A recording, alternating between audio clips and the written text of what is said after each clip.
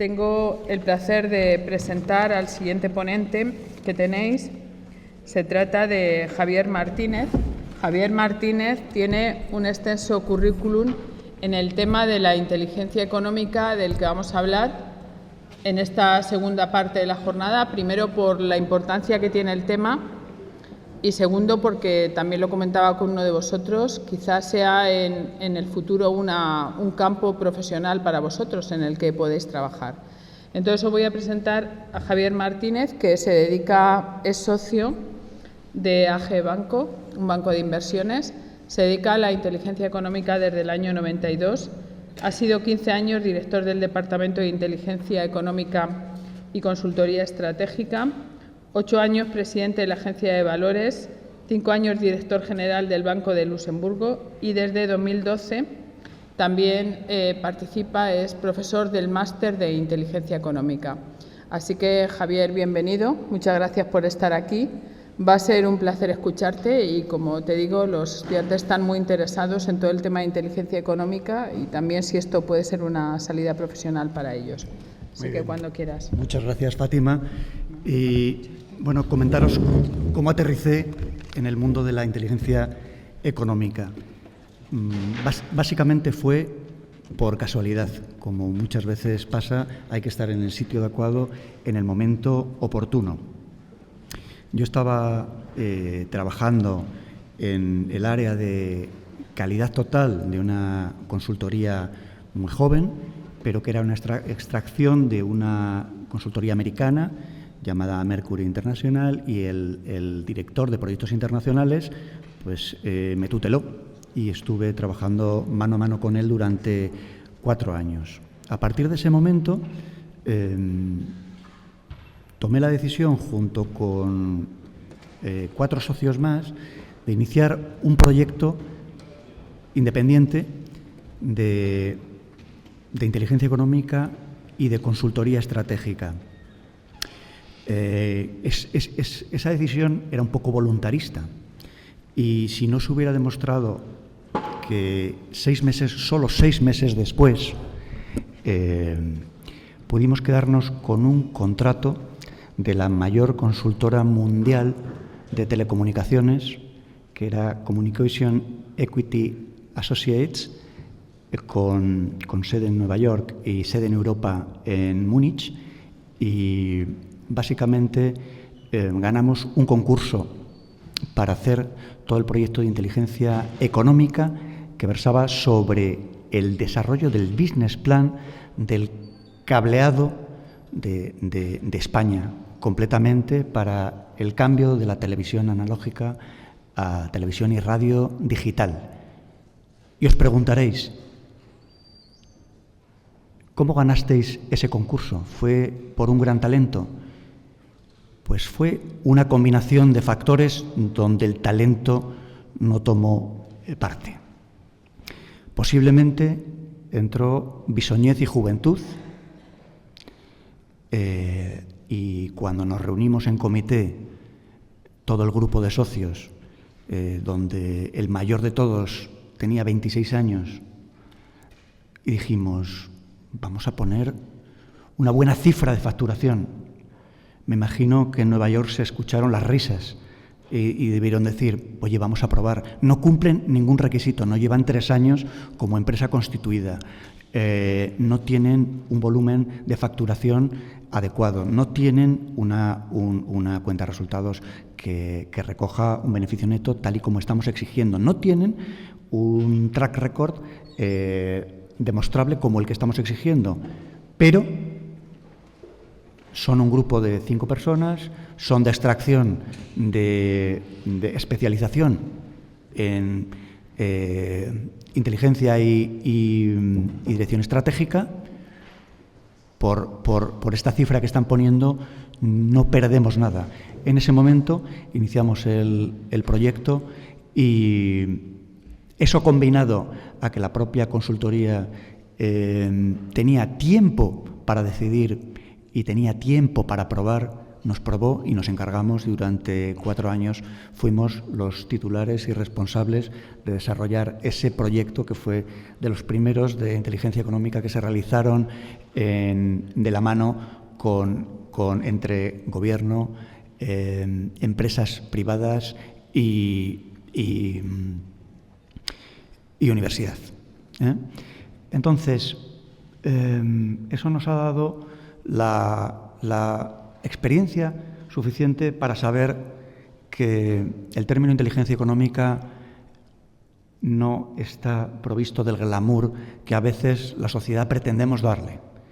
Inteligencia económica trata de trabajar, de remangarse, de buscar el valor para los estados y para las corporaciones que permitan mantener su competitividad, aprovechar los retos que ofrece el futuro, aprovechar las oportunidades y detectar los riesgos y amenazas que nos podamos encontrar durante el camino. Un Estado que trabaja con vocación de inteligencia económica, de dedicar recursos, incrementa sus presupuestos generales del Estado. Eso es un hecho. Después veremos un ejemplo práctico donde la cifra en miles de millones de euros es muy relevante.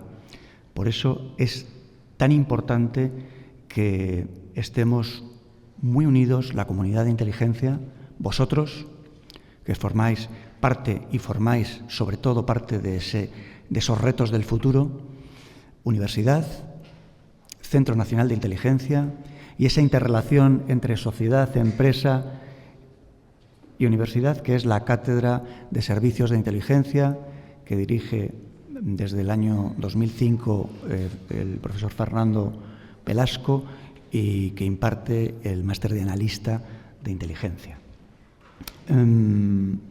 Vamos a comenzar con la presentación, pero sí me gustaría aprovechar para recordar que parte de los objetivos principales de inteligencia en España están dentro de la página del Centro Nacional de Inteligencia, y es preservar los intereses económicos de España dentro y fuera de las fronteras. ¿Por qué es eso? Porque preservando esos intereses económicos, identificando sectores de oportunidad, identificando amenazas, no solo amenazas por parte de los hackers, de ciberamenazas, no, incluso a veces de socios y de amigos, los cuales son amigos para determinados proyectos y pueden convertirse en enemigos por el camino.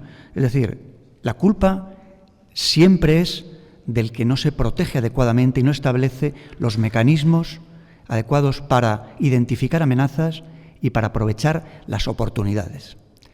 De eso es de lo que vamos a hablar en los próximos 30 minutos. Después, en la medida de lo posible, contestaremos todas las preguntas que consideréis oportunas. Decía Lord Byron que apenas son suficientes 1000 años para formar un Estado, pero puede bastar 1 hora para reducirlo a polvo. En la sociedad en la que vivimos, en este mundo tan interconectado, tan interdependiente financieramente, tan veloz y tan globalizado, esta afirmación se convierte cada vez más en una máxima que debemos vigilar.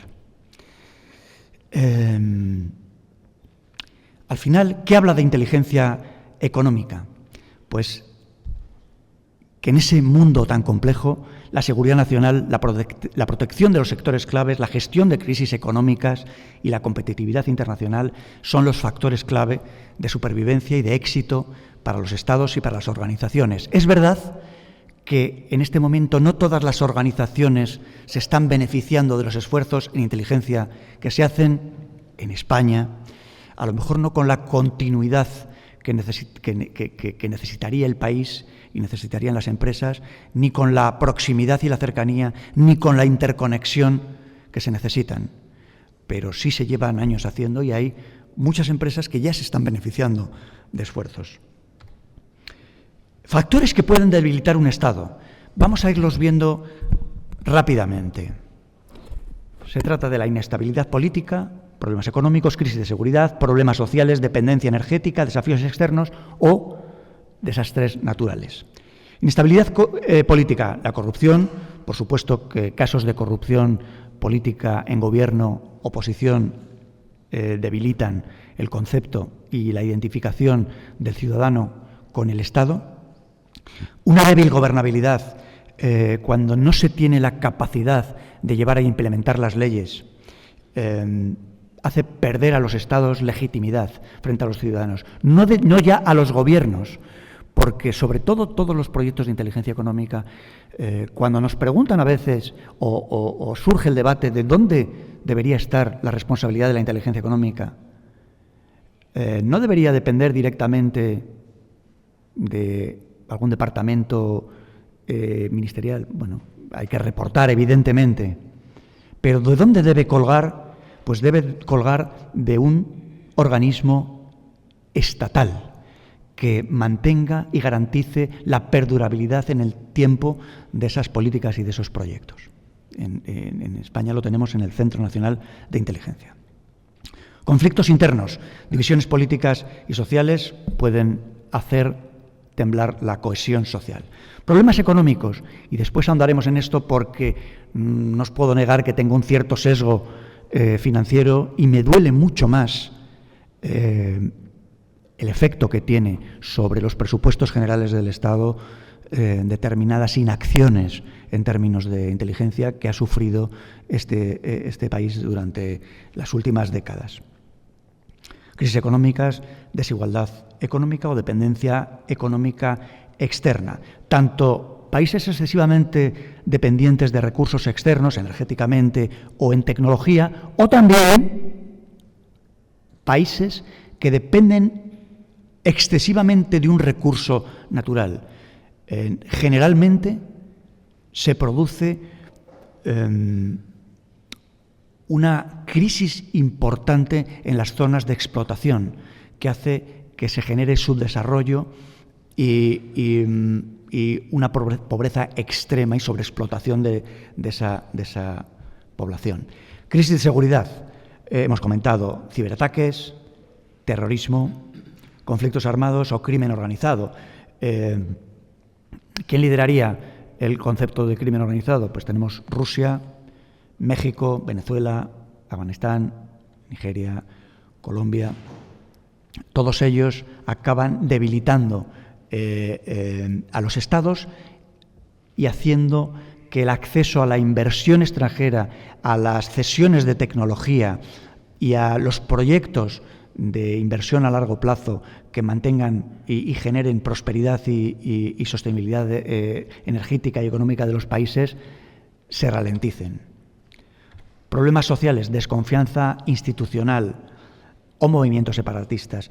Desconfianza institucional se refiere a la pérdida de confianza en instituciones públicas, no solo por injusticias, disturbios que debiliten la cohesión social, sino también por decisiones políticas que puedan ir en contra de mensajes estatales de largo plazo. Nos ha ocurrido en ocasiones con la política energética renovable en España. Hemos lanzado mensajes contradictorios y, de hecho, todavía estamos lidiando con demandas de países extranjeros por, de alguna manera, haber incumplido lo que pensábamos que podíamos cumplir. Nos dimos cuenta que económicamente no éramos capaces. ¿Por qué no éramos capaces de cumplirlo? Pues posiblemente porque las arcas del Estado han sufrido mucho en determinados momentos y nos han dejado en desigualdad con los principales países de la Unión Europea. ¿Por qué? Después lo analizaremos y posiblemente por deslealtad fraternal de los países miembros de la Unión Europea. Dependencia energética o tecnológica, pues energética, Corea del Sur importa el 97% de su energía, fundamentalmente petróleo y gas. Japón importa el 90% también petróleo y gas.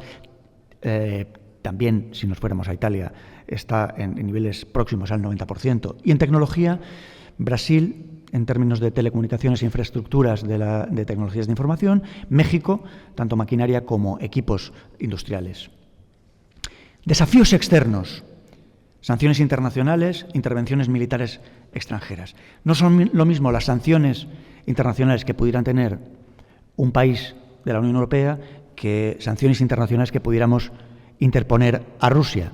¿Por qué? Porque Rusia sí tiene unos proyectos desarrollados de inteligencia desde hace bastantes años y tiene acuerdos internacionales, especialmente con China, que les permiten aprovecharse de esos acuerdos para generar otras vías, otras rutas de dar salida y compensar esas sanciones internacionales. Aún así, siempre las sanciones internacionales impuestas, especialmente las económicas, duelen y hacen que el país se piense dos veces el tomar unas decisiones unilaterales agresivas. Y, por supuesto, las intervenciones militares extranjeras. Desastres naturales también acaban debilitando un Estado. Por eso hay países, después lo veremos, como Noruega, que a pesar de tener unos grandes recursos naturales, especialmente generación de petróleo, han acabado desarrollando un proyecto de inteligencia económica que se haya traducido en compensar el equilibrio energético tan dependiente de un único recurso natural y en estos momentos poder asegurar que tienen absolutamente diversificada su dependencia energética con energías renovables. Lo llevan haciendo desde la década de los años 70, pero desde el año 2013 han potenciado esa fuerte inversión. El Fondo Soberano de Pensiones, que se ha nutrido de todos los beneficios de la explotación del petróleo durante las últimas décadas, se ha dedicado a invertir únicamente en energías renovables. Para daros un dato, en septiembre del año 2024, el 96,4% de los vehículos que se han vendido en Noruega eran eléctricos. Y gestión ineficaz de los recursos. Pues los que os comentaba antes, una importante dependencia de un único recurso puede generar conflictos internos y dificultad para acabar equilibrando la sostenibilidad del país. Venezuela, el país con mayores reservas de petróleo, la República Democrática del Congo, que tiene grandes reservas de cobalto, cobre y diamantes, Nigeria, Angola, Irak, Sudán del Sur y Guinea Ecuatorial, creando zonas de subdesarrollo precisamente por esa absoluta dependencia de un único recurso natural, ha hecho que el país se haya relajado en equilibrar la competitividad internacional del país y, por lo tanto, esa relajación le ha llevado a crisis institucionales y falta de credibilidad global. Hablábamos del objetivo principal del Centro Nacional de Inteligencia: obtener, evaluar, interpretar información y difundir inteligencia necesaria para proteger y promover los intereses de España dentro y fuera de nuestras fronteras. Existe una importancia entre la intersección entre inteligencia, sociedad y empresa. Ese es el objetivo fundamental de la Cátedra de Servicios de Inteligencia, que se creó con el Centro Nacional de Inteligencia como promotor. ¿Qué es la inteligencia? Rápidamente, como sabéis, el proceso de obtención de información, análisis y puesta a disposición de los centros de decisión para que esas decisiones sean lo más informadas y eficaces posible. ¿Qué es lo que hace el análisis? Al final, el análisis transforma datos e información en acciones estratégicas. Por eso, la clave de la inteligencia y de la inteligencia económica es el análisis. Ese análisis es el que justifica la dedicación de grandes proyectos de desarrollo y transformar esa información y esos datos que, como sabéis, son crecientes exponencialmente y y con unas cifras que solo las del año 2023 ya duplicaban las cifras del año 2020 en tráfico de datos diarios, al final lo que hace falta es que los equipos se preparen en las técnicas y en las herramientas que permitan transformar, interpretar y convertir esos datos en acciones estratégicas. ¿Cómo se convierten en acciones estratégicas? Con cuadros de mando que los llamamos productos de inteligencia. ¿De acuerdo? La información es solo el punto de partida. La información en sí no es inteligencia, hasta que se analiza y se procesa en esos productos de inteligencia. Inteligencia económica es el proceso sistemático más amplio y estructurado que abarca recopilación, análisis, uso de información macroeconómica, geopolítica y financiera para toma de decisiones estratégicas y formulación de políticas a largo plazo. Ahora vemos esa información geopolítica que implica. Abarca factores políticos, geográficos, económicos y estratégicos a nivel global, regional y local. Influyen en relaciones entre países, afectan a políticas externas y a la política exterior. Ejemplo, pues vamos a ver un ejemplo que lleva pues años, por no decir décadas, de moda, pero en este momento se está convirtiendo en una de las principales amenazas para las crisis económicas y la protección de los intereses económicos de todos los países. La Unión Europea y Estados Unidos están especialmente preocupados hasta el punto que el principal factor de riesgo de una recesión económica en los próximos meses lo vemos en un conflicto en el mar meridional de China. Por allí pasan envíos mundiales de más de 11.300 millones de dólares, posee importantes reservas de petróleo y gas sin explotar que se han detectado recientemente. Como veis, está en las portadas. Por esa zona pasa el 60% del comercio mundial. Es foco habitual de conflictos entre China y todos sus vecinos, Taiwán, Filipinas, Vietnam, Malasia, Brunei. Reclaman soberanía sobre islas, arrecifes y sobre las aguas. China ha construido plataformas artificiales que se convierten en pequeñas plataformas de guerra y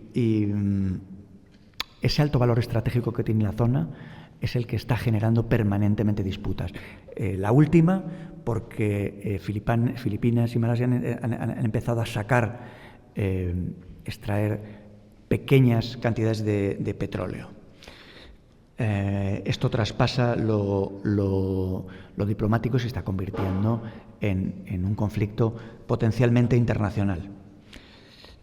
Malasia estaba explotando petrolíferamente parte de las aguas, China le ha acusado de invadir ilegalmente su territorio y Estados Unidos se está mostrando muy preocupado y hablando de las actividades cada vez más peligrosas e ilegales de China. Es decir, tenemos todos los ingredientes para que este conflicto acabe llevando a que la amenaza, solo el hecho de elevar el grado del nivel de confrontación de esa amenaza pueda producir una alarma, una alerta que haga que empiecen a salir flujos de capitales de los mercados financieros.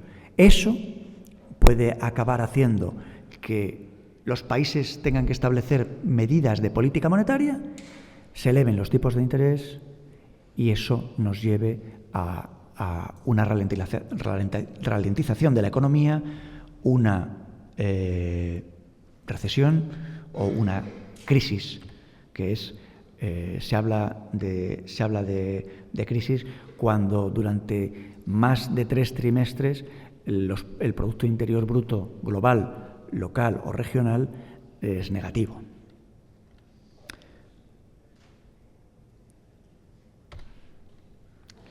Muy bien, pues vamos a hablar de la inteligencia económica como pilar fundamental del Estado.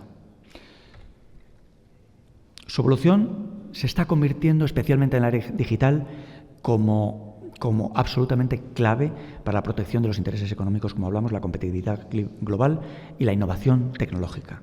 El análisis de inteligencia económica permite convertir datos, como decíamos, en acciones estratégicas. Los estados que integran el análisis de inteligencia económica en sus procesos de decisión no solo pueden potenciar esa competitividad global, sino identificar oportunidades, paliar amenazas y riesgos en el momento en que las identifican y además pues, les permiten afrontar los retos que se presenten de futuro con mucho más éxito. Por lo tanto, están mejor posicionados para capitalizar esas oportunidades estratégicas que se presenten en el futuro. Hemos hablado ya de la cátedra, hablamos del volumen de datos, soy incapaz de memorizarlo porque todavía no he sido capaz de comprender en mi cerebro lo que es un zettabyte. Pero os doy las cifras. Se estima que en el año 2025 el volumen de datos sea de 175 zettabytes y en 2022 era de 4,8 zettabytes. Como veis, el crecimiento es exponencial, ¿de acuerdo? ¿Cuáles son las principales áreas en las que la inteligencia económica, y de esto sabe mucho Rafael, que tenemos hoy presente, como responsable del área de inteligencia económica del centro, ¿dónde se puede aportar valor estratégico a los estados? En anticipación de amenazas y gestión de riesgos, en competitividad económica global, en protección de sectores estratégicos, en apoyo a la innovación y desarrollo tecnológico, en negociaciones comerciales y diplomáticas, en sostenibilidad y recursos estratégicos y en atención y gestión de las crisis económicas. Es verdad que las fronteras de todos ellos se interrelacionan en muchas ocasiones. Vamos a ir muy rápidamente por ellos.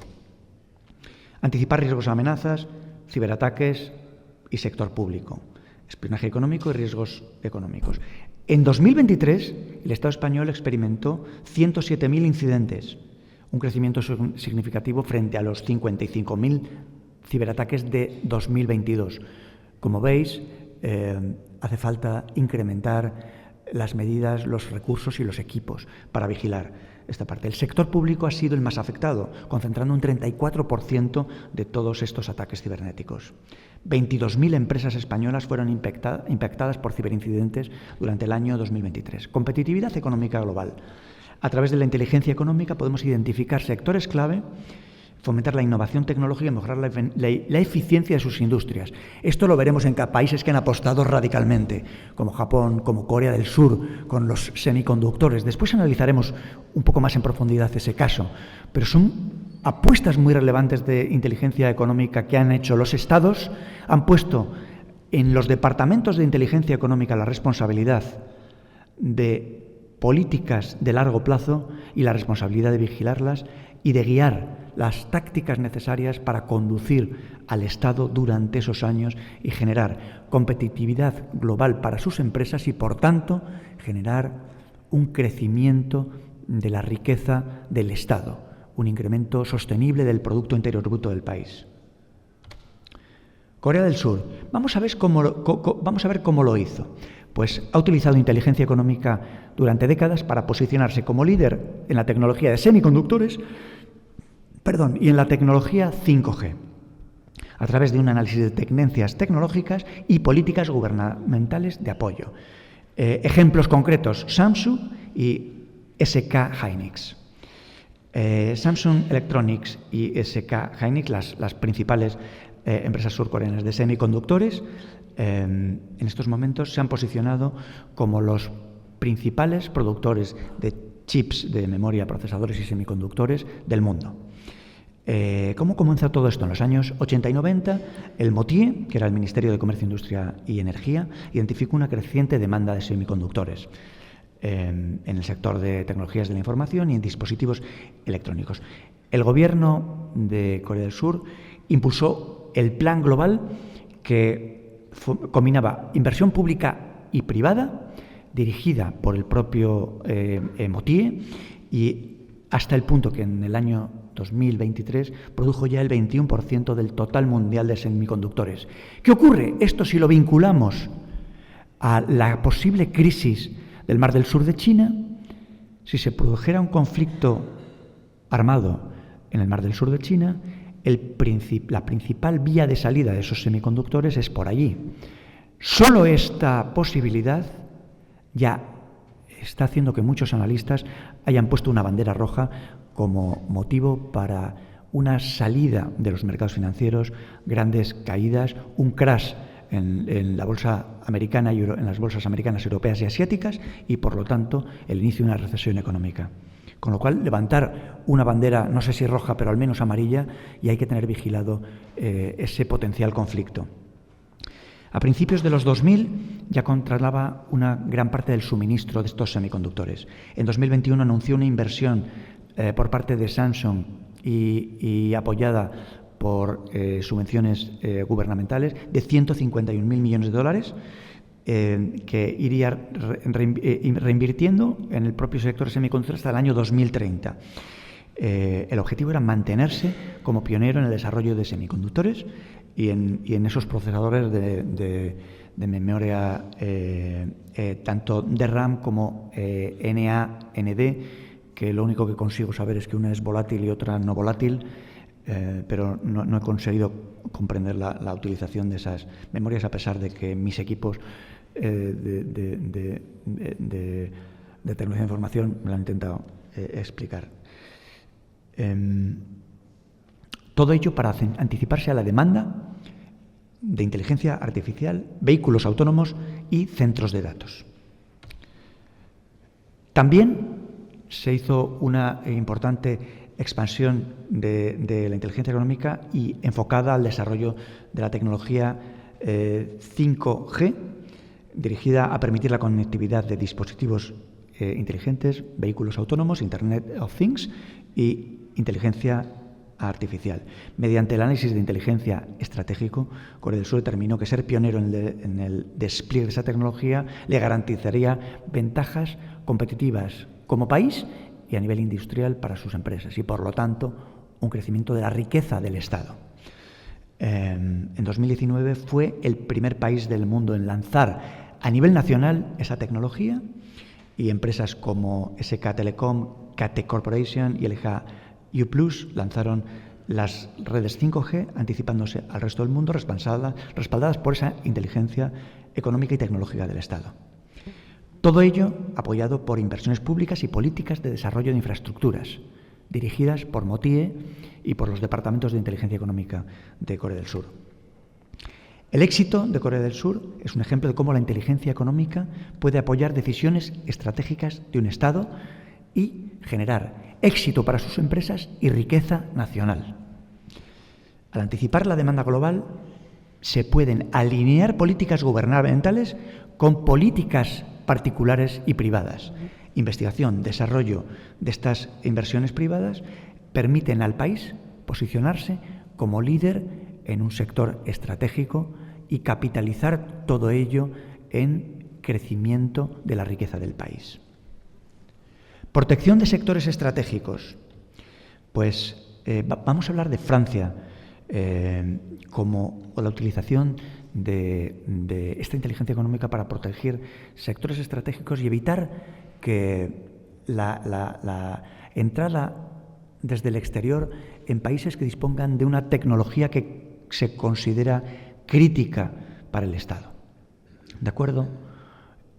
Para proteger estos sectores estratégicos hace falta que los países tengan una robustez económica, una decisión clave de destinar presupuestos para esa protección de sectores estratégicos, porque de lo contrario, la entrada de capital extranjero no se puede evitar.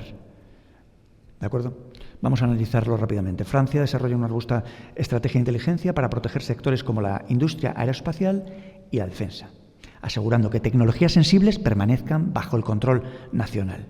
¿Cómo lo realizan? Mediante una combinación de control legal, colaboración público-privada y creación de proyectos estratégicos.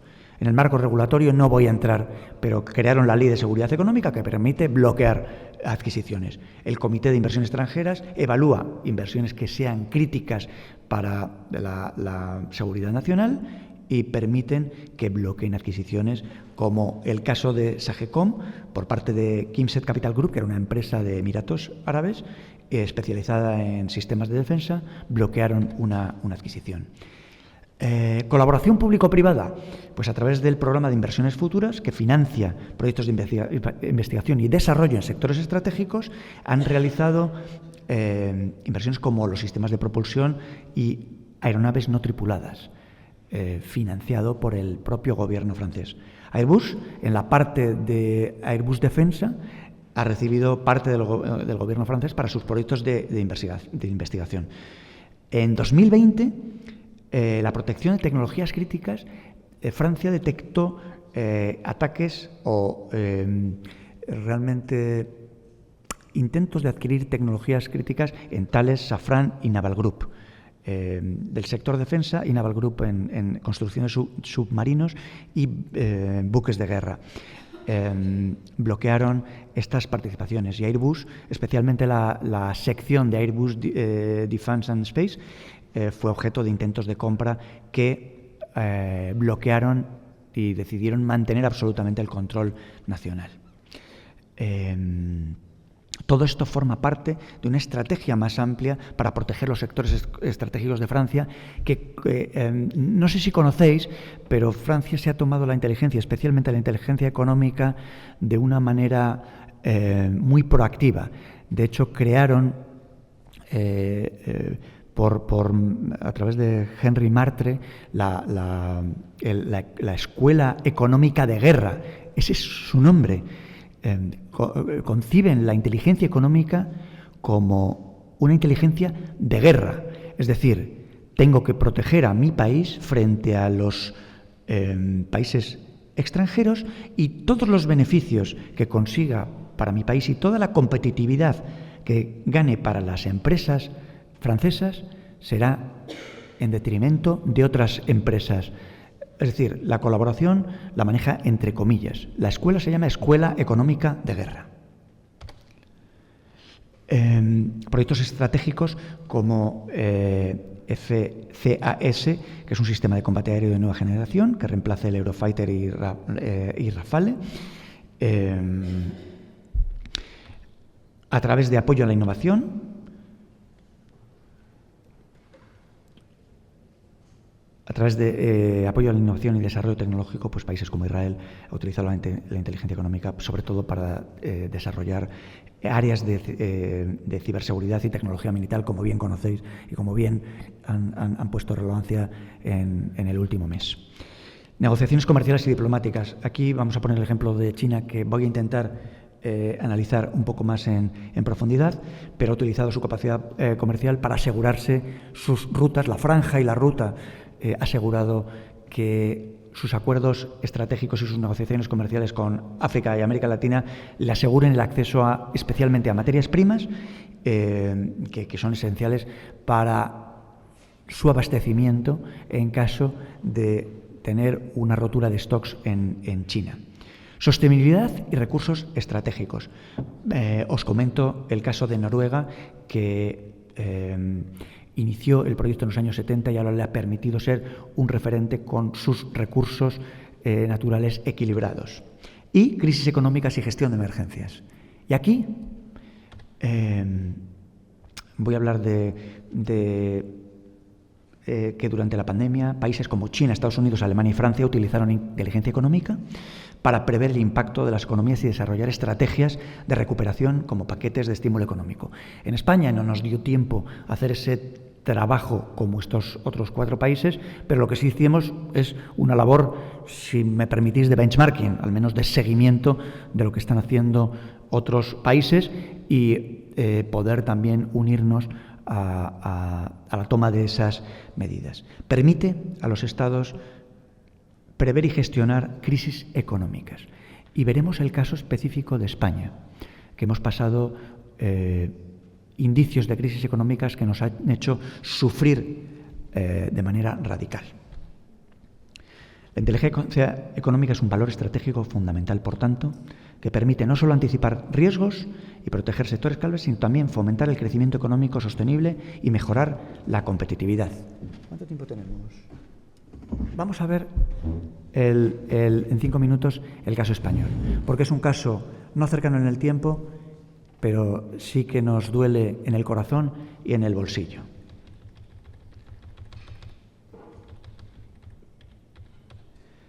El caso de deuda pública española. ¿Lo vemos en 4 minutos? La deuda pública es el volumen de dinero que un Estado pide prestado a los mercados financieros, emisiones de deuda pública y bonos del Estado que realizan los países. En el año 2012, España venía paliando la crisis económica del año 2008 y nos juntamos con un volumen de deuda pública importante, 260.000 millones de euros, y con una crisis llamada bancaria, pero que en realidad fue una crisis política en las cajas de ahorros lideradas por políticos que tomaron decisiones desacertadas y necesitaron de un rescate por parte del Estado.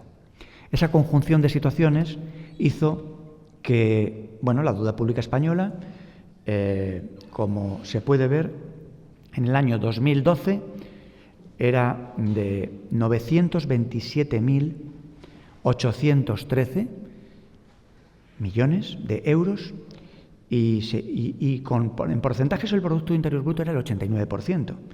Si veis, el año pasado ya era del 105% sobre el Producto Interior Bruto, ¿vale? La deuda pública total ahora mismo asciende a 1,5 billones. Pues bien, este es el crecimiento de la deuda pública. España, como os digo, necesitó 250.000 millones de euros. La prima de riesgo, que es cuánto tenemos que pagar sobre lo que paga el país de referencia, que en Europa es Alemania, cuánto tenemos que pagar de sobreprecio para que el exterior nos compre la deuda pública y podamos al final financiarnos el déficit público. Pues estaba en 638 puntos básicos, que eso es un 6,38%. ¿Qué significa eso? Que si Alemania tenía unos tipos de interés al 1%, España los tenía al 7,5%. ¿De acuerdo? Pues bien, España tuvo que emitir 250.000 millones de euros, que eso, el extra anual del 6,38% de la prima de riesgo supone 15.900 millones que, haciendo la cuenta de la vieja y multiplicando que un bono del Tesoro a 10 años tiene que pagar eso durante 10 años, supone que para las arcas españolas eran 150.000 millones de euros. Si los capitalizamos desde un punto financiero al 6,39%, supondrían 295.000 millones de euros. Para ponerlo en contexto, el presupuesto de defensa de este año es 12.300 millones de euros. Fijaros la pérdida de 295.000 millones de euros, lo que nos ha podido suponer frente a otros países como Francia y Alemania. Pues bien, aquí veis las portadas. ¿Qué ocurrió? Que los días antes, especialmente el día anterior, a las emisiones de deuda pública, determinadas personas, especialmente de Alemania y Francia, salieron a hablar, como Wolfgang Schäuble, Attali, Saint-Étienne, Cohen y Christine Lagarde, que en esos momentos era directora del Fondo Monetario Internacional. Pues Wolfgang Schäuble dijo que expresó su preocupación sobre la situación económica de España y sobre el riesgo de su deuda. Jacques Attali, que era ex asesor de Mitterrand, expresó su escepticismo de los países del sur de Europa y de España para manejar sus finanzas sin una intervención profunda.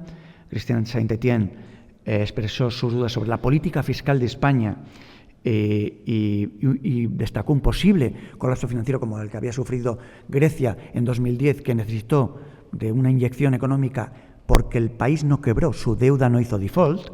Y Daniel Cohen, que señaló que la crisis bancaria española, combinada con el alto nivel de endeudamiento de deuda pública española, le preocupó mucho. Esos comentarios en el día antes de la emisión de la deuda pública hizo que la deuda española, en lugar de tener que pagarles el 1% o el 2%, tuviéramos que pagar el 7,40%.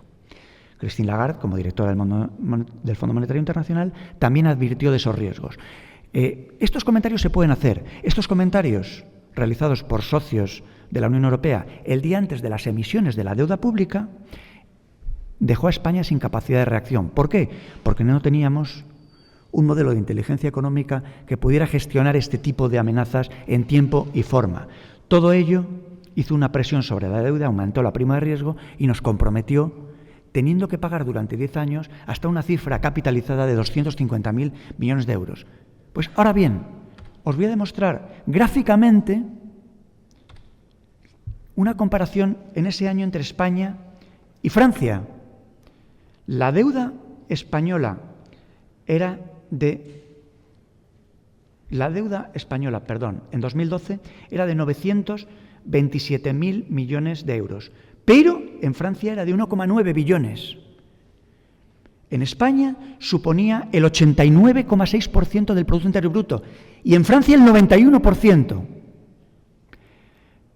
Esto hace que los comentarios que realizaron todas estas personas fueran malintencionados y ha hecho que España haya tenido un sesgo y una merma de 295.000 millones de euros que han impedido invertirlos en políticas sociales. Esos millones invertidos en políticas destinadas a la competitividad y a la protección de los activos y de los sectores estratégicos españoles hubieran generado un gran éxito económico y una riqueza importante en España. Que esto solo sirva para tener una sensibilización que nos permita a toda la comunidad de inteligencia de la cual ya formáis parte, para tener un sistema de detección de alertas tempranas que nos permita actuar en tiempo y forma y saber cómo tenemos que gestionar adecuadamente unos riesgos, no solo de las amenazas extranjeras malintencionadas, sino de los propios socios que en un momento dado pueden tener unos intereses particulares confrontacionales con los nuestros. Muchas gracias y pasamos a las preguntas. Tenemos que hacerlo. Muchas gracias, Javier. Estamos un poco impactados por la hipocresía de Francia en este momento. Era necesario contarlo en algún momento. Vamos a ver un turno de preguntas. Toma nota si quieres. Sí. Y contestas a todas juntas. Adelante.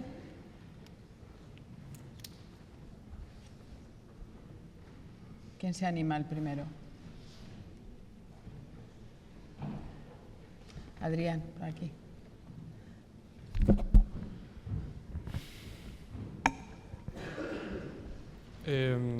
¿Considera que España está capacitada para esta... ha dicho que está haciendo un seguimiento de esta inteligencia económica, pero ¿considera que está España capacitada para hacer esa guerra económica, como dirían nuestros amigos los franceses al parecer? Y en tal caso, ¿cree que hay voluntad política de hacer tal cosa? Disculpa, Adrián. ¿Cree que hay voluntad política de hacer tal cosa?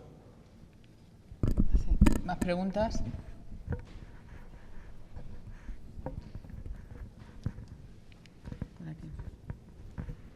Hola, yo también quería hacer una pregunta. En el marco de todo lo que usted acaba de describir de inteligencia económica, ¿se englobaría la nueva oficina de prospectiva que ha puesto en marcha Moncloa o sería algo distinto, no tiene nada que ver? Gracias. ¿Más preguntas? ¿Alguna pregunta más? Pues vamos con ellas. Por la parte de Adrián. ¿España está capacitada? Sí, Adrián, España está capacitada. De hecho, se están haciendo esfuerzos de inteligencia, no desde hace meses, sino desde hace años. ¿Qué ocurre? Esas actividades de inteligencia económica, entiendo que te refieres, están siendo realmente inconexas. Es decir, no existe una cohesión de toda la comunidad de inteligencia aunadas y dirigidas por una sola unidad que permita que todos los esfuerzos vayan dirigidos al objetivo principal y que ese objetivo principal proceda de un concepto de Estado, no de un concepto de gobierno, es decir, que tenga vocación de permanencia. Por ello, España sí está capacitada, tenemos grandes profesionales y de hecho tenemos grandes instituciones que están haciendo un gran trabajo, especialmente en la parte de detección de oportunidades estratégicas y de trabajar sobre la identificación de sectores estratégicos e identificar oportunidades y cómo incrementar la competitividad del Estado español y de las empresas españolas. Hay bastantes empresas que se están viendo beneficiadas, no solo las grandes Repsol, Telefónica, sino hablaríamos de empresas como Acciona, el grupo Antolín de componentes de automóviles. Han tenido grandes ayudas de identificación de sectores estratégicos y entrada en canales, rutas de entrada en países como China. También el grupo Cosentino, el creador de plataformas y materiales de construcción como el Silestone, ha tenido una entrada directa en rutas de construcción y en nuevos mercados gracias a la acción de inteligencia económica y gracias al apoyo de labores de competitiva realizadas por el ICEX. Creo que son los principales grupos que se han beneficiado de esta labor de inteligencia. Y también hablabas de si existe voluntad política. Sí existe voluntad política, y no solo de este gobierno actual. Ha habido voluntad política en gobiernos anteriores. Ahora, la pregunta es si está habiendo la adecuada acción política. El paso de la voluntad a la acción se llama presupuestos generales del Estado, y ahí es donde necesitamos una inyección importante. Ahí es donde necesitamos retratarnos como Estado, necesitamos retratarnos como gobiernos y necesitamos un plan a nivel estatal puesto en manos del Centro Nacional de Inteligencia, del Departamento de Inteligencia Económica. Muy bien, muchas gracias. Por parte de la Oficina de Prospectiva, yo creo que está contestada la pregunta. Efectivamente, está incorporada dentro de esta comunidad de inteligencia, y la vocación es estatal, no es gubernamental.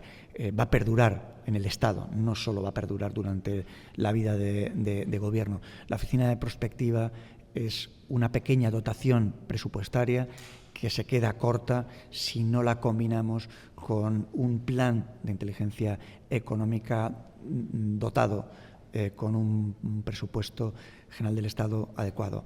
Es la pescadilla que se muerde la cola. Si pudiéramos estar utilizando todo o parte de esos 295.000 millones de euros en prospectiva y en inteligencia económica, podríamos estar a nivel de los principales países del mundo. Muchas gracias. Bueno, sigue yendo peor Francia en el 2023 también. Sí. No es un consuelo, pero correcto. Muchísimas Gracias por a todos esta vosotros. interesantísima conferencia. Gracias. Y para cumplir con el horario previsto, porque tenéis clase por la tarde, tenemos clase por la tarde.